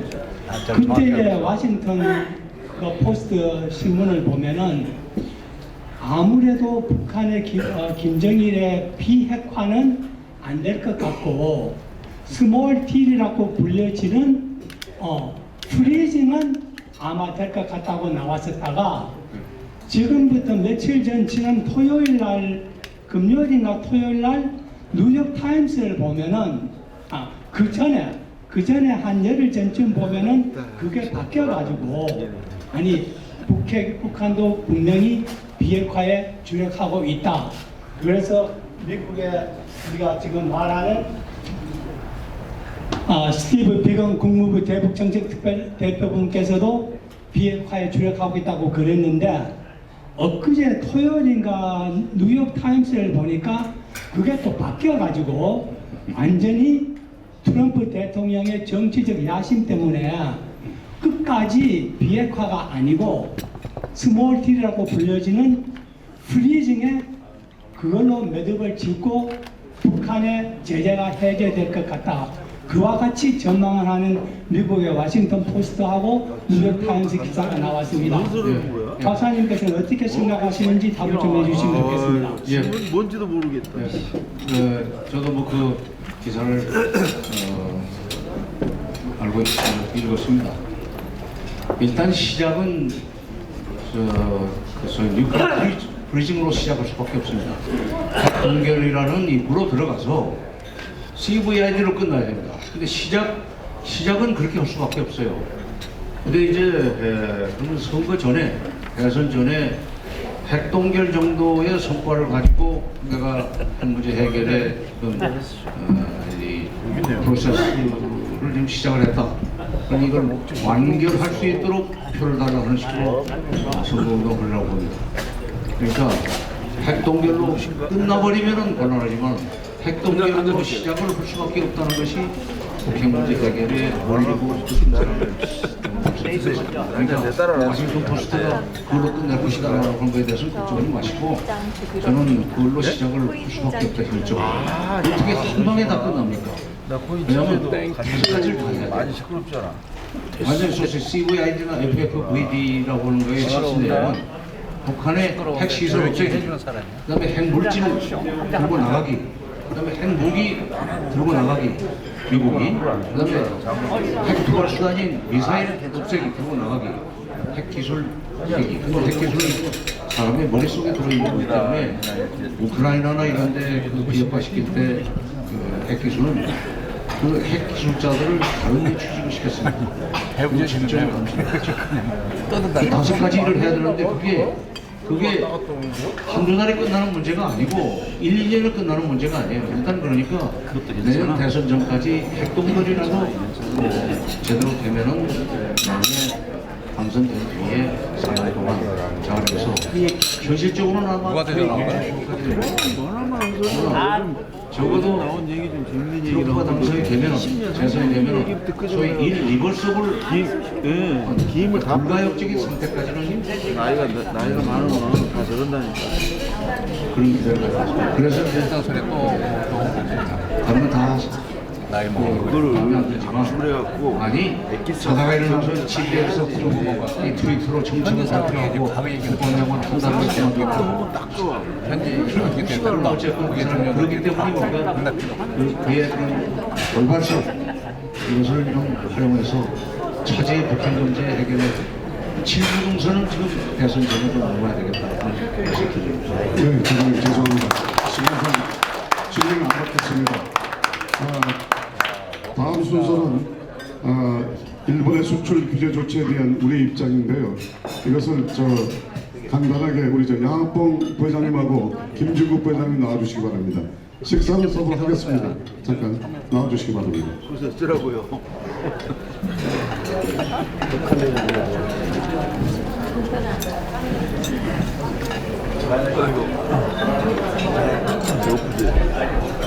일본의 수출 규제 조치에 대한 우리의 입장을 기자님 식사하고 가시지 그냥 가시고.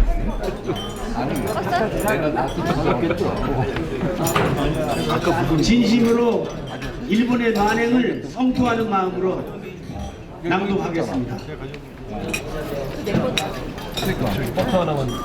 일본의 아베 정권이 일부 품목의 수출 규제를 발표한 이래 한국에 대한 오만과 방자함은 날이 갈수록 그 도를 다해가고 있습니다.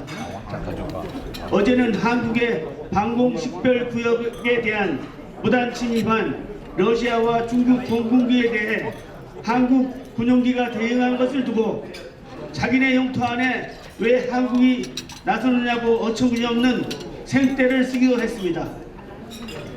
일본의 한국에 대한 이와 같은 만행은 모든 선진국가가 지향하는 자유무역 정신에도 어긋날 뿐 아니라 동북아시아의 안보 협력에도 크게 역행하고 있는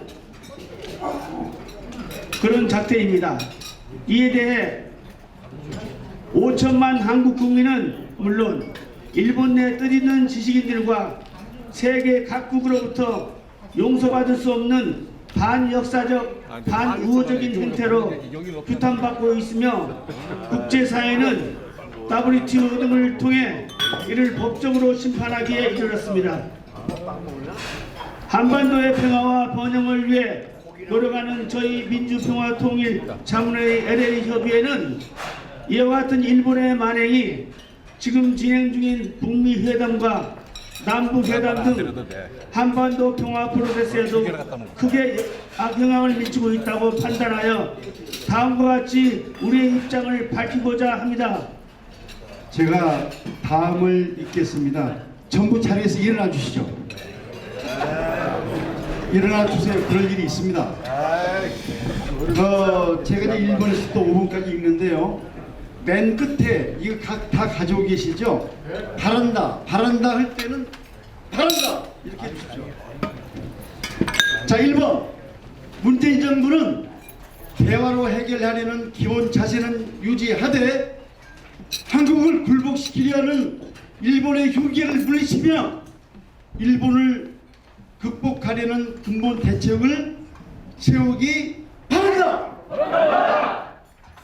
2번 일본 정부는 더 이상 이웃 국가를 괴롭힘으로써 자국의 이득을 취하려는 제국시대의 근성을 버리고 하루속히 정상국가로 돌아오기 바랍니다. 3번 미국은 1965년 한일 기본조약 체결을 비롯해 지금까지 모든 한일 관계에 직간접적인 책임이 있음을 통감하고 적극적으로 중재에 나서기 바란다. 4번 국내의 모든 정치 집단과 언론기관은 어느 것이 민족의 장래와 국가의 이익에 부합되는지를 명심하고 작은 이익에 매달리는 실수를 범하지 않기 바란다. 5번 이 땅이 100년 전 독립운동의 요람지였던 자랑스러운 역사를 가지고 있는 우리 한인들은 제2의 독립운동 자세로 국난 극복의 일치 단결하기 바란다. 2019년 7월 23일 민주평화통일자문회의 LA 협의회 회장 서영석 외 자문위원 1동 감사합니다.